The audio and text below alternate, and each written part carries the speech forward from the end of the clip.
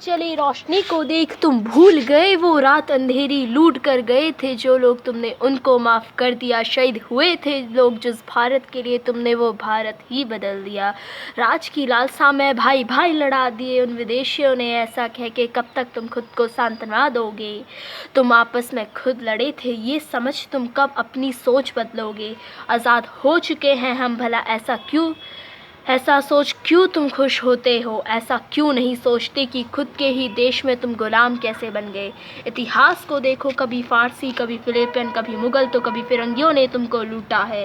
मुग़ल तो फिर भी इस देश के हो गए, पर उसने भी बीच में हिंदू मुसलमान का लफड़ा है। प्यार नहीं था आपस में, इसीलिए तो कभी अलेक्जेंडर, कभी गजनी, कभी डलहौजी ने न जाने किसने तुमको लूटा है। पर तुम अभी भी कहाँ समझे। पहले राजाओं ने अपनी प्रजा को धोखा दिया, उन पर अत्याचार किया, प्रजा ने आपस में लड़ाई की, कभी संपत्ति कभी जोरों। अक्सर इनसे परिवार में दरार आती और फिर एक दिन वो टूट जाता। अगर बदकिस्मती से माँ बाप जिंदा हो तो उनमें भी बड़ी आफत आ जाती है। पर कहीं भी तो क्या कहें, कभी उन्होंने भी ऐसा ही किया था। परंपरा ये आज की नहीं बरसों पुरानी है। ऊंच नीच जाति की बस एक ही कहानी है। वक्त बदल गया, किरदार बदल गए, पोशाक बदल गई, धोती जीन्स बन गई, साड़ी स्कर्ट बन गई, ब्लाउज वैसे का वैसा ही रहा, पर पल्लू ना रखकर वो ड्रेस बन गई। सोने की चिड़िया के लोग आज करीब हो गए, श्रृंगार तो जैसे आज शून्य हो गया। हाँ, संविधान नामक पुस्तक में लिख तो दिया कुछ भले लोगों ने, ऊंच नीच जाति धर्म किसी को भी इनसे रोका नहीं जाएगा।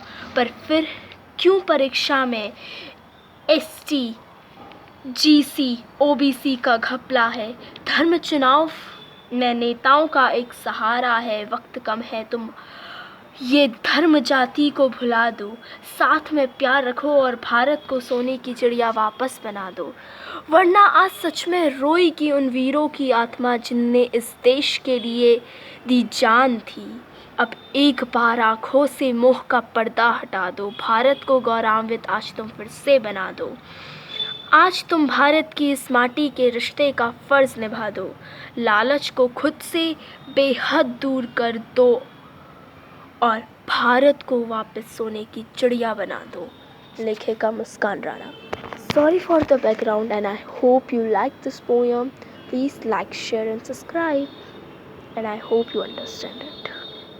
It is by my heart from inner side of my heart. I hope you like it and I hope you understand it. Thank you.